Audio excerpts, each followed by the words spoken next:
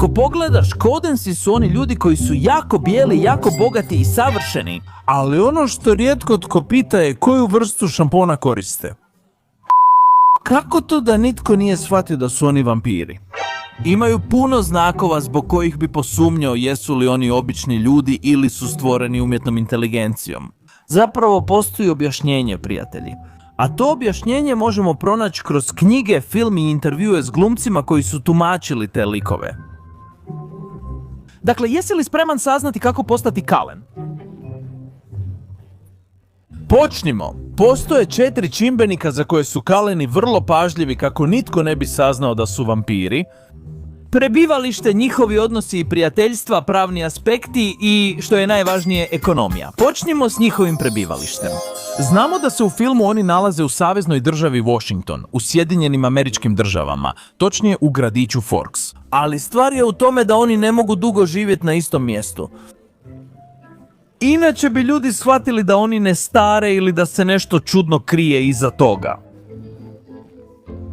Kodeni se moraju seliti svakih 6 ili 7 godina, što je otprilike vrijeme u kojem se na osobi primijete promjene u godinama, školske mature ili čak reputacija u zajednici. Oni čine sve što mogu kako bi ostali što duže na istom mjestu. Ali gotovo uvijek njihov raspon je 6 ili 7 godina, a način na koji biraju kamo će se preseliti je vrlo poseban. Prije svega, mora imati savršenu klimu za njih, to su mjesta s oblačnom klimom. Tako izbjegavaju stalnu potrebu za pokrivanjem poput časnih sestara kako ne bi blistali na suncu. Drugi faktor je udaljenost. Prema knjigama, gotovo uvijek sele u grad ili mjesto koje je udaljeno 2 sata od njihovog prethodnog prebivališta. To je otprilike 140 minuta, odnosno 45 km udaljenosti. Dobra stvar u svemu tome je što su Kalenovi vlasnici nekoliko kuća diljem Sjedinjenih Država. Sve te kuće su kupili tijekom vremena. Samo je jedna kuća naslijeđena s Edwardove strane, a ta kuća je pripadala njegovim roditeljima koji su bili odvjetnici i oni su je ostavili Edwardu na nasljedstvo. I s vremenom je tražio načine kako da je naslijedi sam sebi, predstavljajući se kao član svoje obitelji. To je zato da ne bi rekli da je taj Edward već živio više od 400 godina.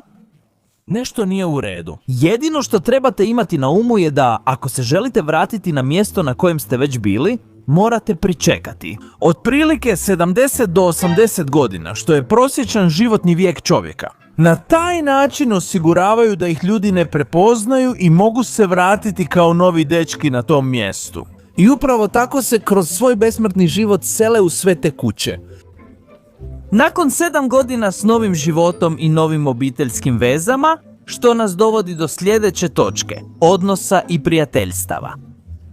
Nakon preseljenja, njihove obiteljske uloge nisu uvijek ostale onakve kakvima su nam ih prikazali u filmu. One se prilagođavaju ovisno o mjestu ili prošlim životima koje su imali. Ponekad je Edward jedino dijete, u drugim slučajevima, dok su samo Rosalie i Jasper djeca Carsleya, jednostavno su samo cimeri koji su se upoznali ni od kuda. Sve ovisi o tome što oni žele izabrati. Zapravo to također može utjecati na to žive li zajedno ili ne.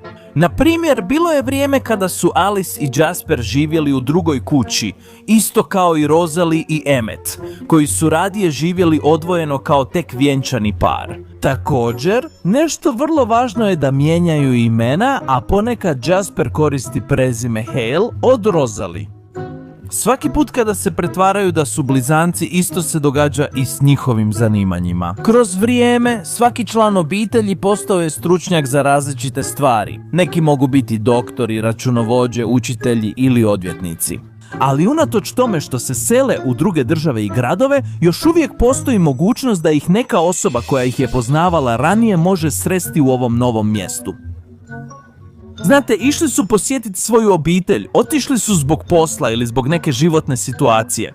Ovdje na scenu stupa Alice sa svojom sposobnošću i pomaže im da vide budućnost te na taj način izbjegnu susrete s tim poznatim osobama. Ipak oni su također vrlo oprezni kada je riječ o dijeljenju bilo kakvih osobnih informacija s ljudima koje svakodnevno susreću. A to se kombinira s još jednim od njihovih najvažnijih pravila, a to je da ne primaju ljudske posjetitelje u svoj dom. Tako je, prijatelju. Ako si iz nekog razloga postao dobar prijatelj s nekim od Kalenovih, ni u snu te neće pozvati u svoju kuću. I naravno njihovo zlatno pravilo je da se hrane samo životinjama kako ne bi pravili nered i imali problema s policijom. Nastavimo s pravnim aspektom i stvarno Kalenovi imaju veliku pravnu prednost jer je njihova dud njihov odvjetnik. Jenks. Svaki put kad se Kalenovi sele, kupuju novu nekretninu ili zarađuju novac na ne baš legalne načine, Jenks stupa na scenu. On je odvjetnik koji im sređuje sve njihove isprave, sve legalno, vlasničke listove, račune za vozila i uvijek ažurira sve na nova imena i lokacije Kulenovih. Ali, naravno da bi im sve to napravio, oni plaćaju puno novca Jenksu. Biti ilegalan nije baš besplatno i jeftino, ha? Dakle, ako si ikada vidio Kalenove u svom gradu i tražiš informacije o njima kad su već otišli, najvjerojatnije su Jenks i Jenks već izbrisali sve zapise, kao da nikada nisu ni postojali. I iako se čini da Jenks ulijeva puno povjerenja, istina je da Jasper koristi svoje moći patokineze. To radi kako bi ga manipulirao ili pretvorio u patku. Ali kako to da Kalenovi mogu sve ovo raditi? Trebalo bi jako puno novca da stalno mijenjaju identitete i kuće kao ludi, zar ne mislite?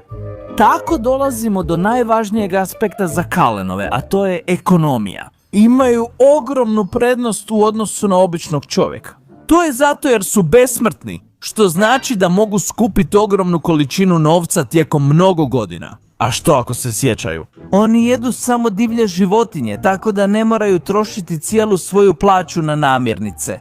Jesi li ikada poželio vidjeti budućnost kako bi pogodio brojeve dobitne lutrije? Zbogom pogodi što? Ovdje Alice gleda u budućnost. Pogađat sve ove igre na sreću poput klađenja, milijunske lutrije ili čak poteza u kasinu. Ali, pazi, sve to rade s vrlo opreznim sustavom kako nitko ne bi posumnjao u njih. I osim toga, naravno, sav taj novac pere Jenks. Osim toga, sjetite se da svaki član zna mnogo toga kako bi imao različite profesije i bio jako dobro plaćen. Na primjer, vidjeli smo da je Karsley bio doktor s vrlo dobrom reputacijom, a njegova supruga Esme bila je arhitektica. I na taj način Jenks iskorištava priliku da pronađe najbolji način za pranje tog novca koristeći svakog od Kalenovih. Ali sav taj ekstremni život ima svoju veliku cijenu. Moraju plaćati održavanje svih kuća koje posjeduju. Njihove pravne šale i školarine koštaju ih gotovo sav novac koji zarade i da, možemo ih vidjeti kao milijunaše. Ali sjetimo se da oni nisu kao obični ljudi s vrlo skupim potrebama. Oni samo žele preživjeti i živjeti miran život. Kada sve to uzmemo u obzir, Kalenovi se pobrinu da ih nitko nikada ne prepozna, a sada kada se Bella susrela s njima, morat će se prilagoditi ovom novom načinu života. Usput, zaboravio sam vam spomenuti da vam nismo puno pričali o priči koja stoji iza Kalenovih. U slučaju da biste željeli vidjeti kompletnu priču i kronologiju ove neobične obitelji, ne zaboravite nam to javiti u komentarima. Ali dobro, što vi mislite, prijatelji? Biste li voljeli biti dio obitelji Kalen ili radije nastaviti svoj normalan život?